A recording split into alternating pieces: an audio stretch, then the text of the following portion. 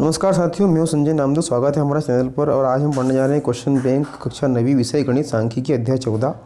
साथ ही मैं आपको बता दूं कि यदि आप चैनल पर नए हैं तो चैनल को सब्सक्राइब कीजिए, लाइक कीजिए, शेयर कीजिए अपने दोस्तों के साथ में। और जितने भी कक्षा 9वीं के वीडियो हमने बनाए हैं वो हमारे चैनल की प्लेलिस्ट पर जाकर जरूर देखिए, उनका अध्ययन कीजिए। प्रत्येक विषय विज्ञान, सामाजिक विज्ञान, हिंदी, संस्कृत, गणित सभी के वीडियो आपको वहाँ पर उपलब्ध किए गए हैं।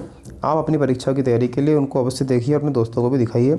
यहाँ पर सांख्यिकी वाला जो हमारा पाठ है कुल मिलाकर के 5 नंबर का है, जिसमें से 2 प्रश्न होंगे 1 अंक के और 1 प्रश्न होगा 3 अंक का।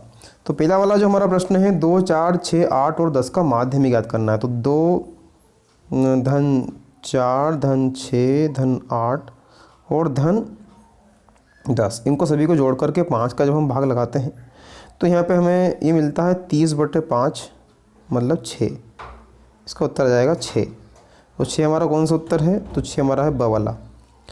इसके बाद में हम देखें यदि तो आंकड़ों 9, 1, 7, 3, 5 का माध्यक होगा। अब माध्यक के लिए यहाँ पर क्या है, क्योंकि संख्या 5 है, 1, 7, 3, 5, तो इनको हम लिखते हैं। सबसे पहले 1, फिर 3, उसके बाद में 5, 7 और 9, इसको इस क्रम में लिखा जाता है। इसके बाद देखा जाता है कि पदों की संख्या में 5 है, तो सूत्र हमारा क्या है? सूत्र हो जाएगा माध्यक बराबर n+1/2 वे पद का मान। तो n मतलब 5 और 5 और 1 6 और 6/2 वे पद का मान। 6/2 मतलब तीसरे पद का मान, और तीसरा पद कौन सा हमारा? 5। इस तरह से हमारा इसका जो उत्तर हो जाएगा द वाला 5। आपके जो आंसर शीट में ब वाला दिएगा जो कि गलत है। इसका उत्तर द वाला होगा। उसका रीजन भी मैंने आपको बता दिया है। आगे हम चलें यदि तो आंकड़ों 14, 25, 14, 28, 18, 17, 18, 14, 23, 22, 14, 18 का बहुलक निम्न में से होगा। तो यहाँ पहले सबसे पहले समझने वाली बात यह है कि बहुलक का तात्पर्य वह अंक होता है जिसकी पुनरावृत्ति सबसे अधिक बार हुई हो। तो यहाँ पर हम देखेंगे कि सबसे अधिक बार कौन सा अंक आता है। तो 14 1 बार, 2 बार, 3 बार, 4 बार। 14 आया 4 बार। उसके बाद में यदि हम देख रहे हैं यहाँ पे तो हमें 18 दिख रहा है 3 बार 18 दिख रहा है,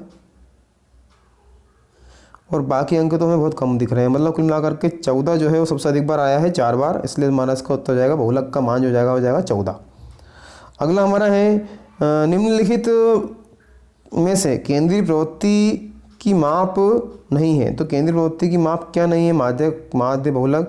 तो जो मीटर हिस्सा वाला ये केंद्रीय प्रवृत्ति की माप नहीं होगी। रिक्त स्थान की पूर्ति कीजिएगा। पहला रिक्त स्थान एक निश्चित उद्देश्य से एकत्रित किए गए तथ्यों तथा या अंकों को रिक्त स्थान कहा जाता है। तो उसे क्या कहा जाता है? तो उसे कहा जाता है आंकड़े। पहले वाले रिक्त स्थान में जाएगा आंकड़े। फिर हम देखें अध्ययन का वह क्षेत्र जिसमें आंकड़ों के प्रति प्रस्तुतिकरण, विश्लेषण तथा निर्वचन पर विचार किया जाता है, तो वो होता है सांख्यिकी।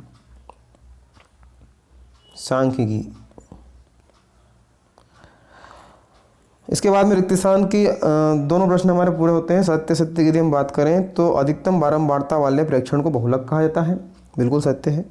और माध्यक दिए गए प्रेक्षणों का वह मान है जो ठीक 2 भागों में विभक्त कर देता है। ये भी माध्यक हमारा, ये भी सत्य है, 2 भागों में व्यक्त करते हैं। एक शब्द और एक वाक्य में उत्तर दीजिए वाले प्रश्न की हम बात करें तो प्रेक्षणों का माध्य ज्ञात करने के लिए सूत्र लिखिए। तो प्रेक्षणों का माध्य ज्ञात करने के लिए सूत्र है सभी प्रेक्षणों का योग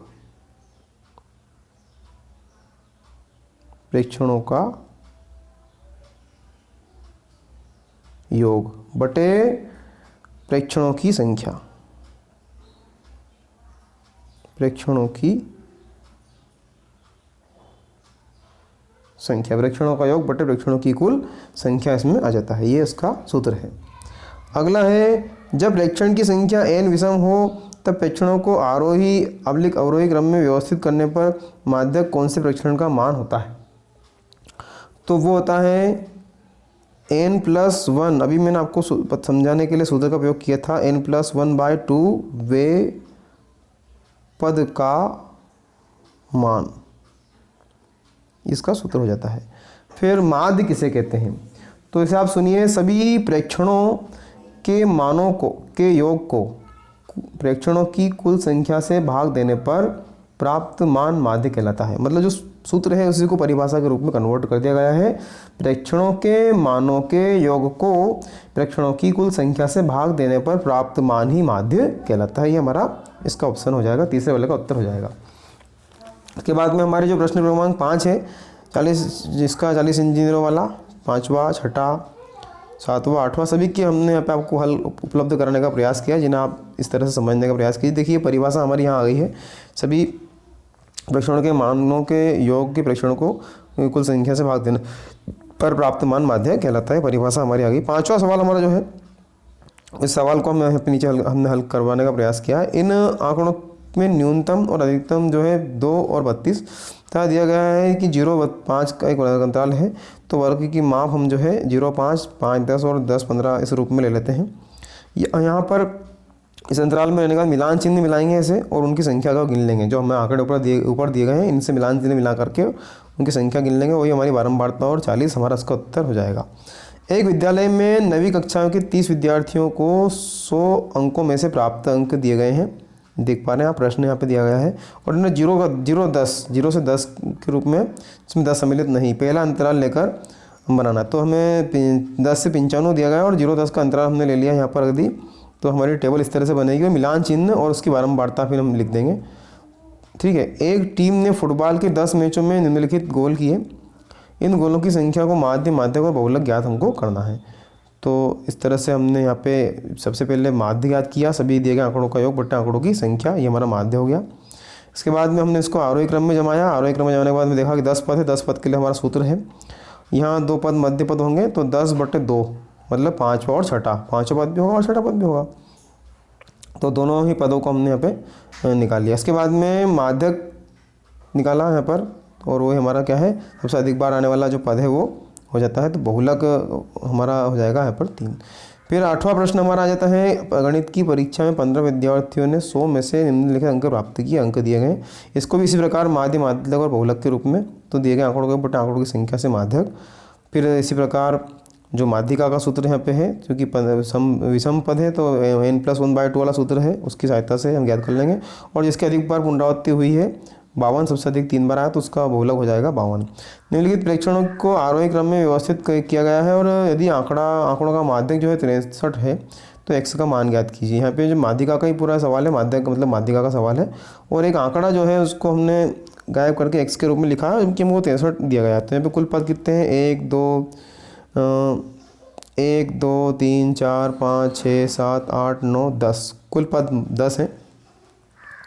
अब इन 10 पदों के लिए सूत्र हमारे पास में है n/2 वा पद और n/2 + 1 वा पद, मतलब 5वां और 6ठा पद। दोनों ही स्थिति में हमने x का मान ज्ञात करने के लिए इसको बराबर रख दिया 63 के, और x + 1 बराबर 63, या x बराबर क्या जाएगा हमारा 62 हो जाएगा। तो दोनों ही रूप में हमारा x के मान प्राप्त हो जाएंगे। आगे हम चले, 10वां सवाल है, निम्नलिखित सारणी से एक फैक्ट्री में काम कर रहे 60 कर्मचारियों का वेतन जो है माध्य वेतन हमको ज्ञात करना है। तो यहाँ पर माध्य वेतन मतलब माध्य ही ज्ञात करना है। तो ये रुपये दिए हैं 3000, 4000, 50, 5000 और कर्मचारियों की संख्या यहाँ पे दी गई इसी तरह आगे से। अब यहाँ पे x और f मान करके इनका 3000 का 16 में, ऐसे ही fi.xi ज्ञात करना है मतलब, और इस तरह से इनके सभी के योग fi मतलब fi का योग और fi.xi का योग। सूत्र है हमारा ये जो fi.xi/fi है, इसमें मतलब इसमें आप क्या करेंगे, भाग लगाएंगे तो आपको उनका माध्य वेतन प्राप्त हो जाएगा 5083.33 पैसे।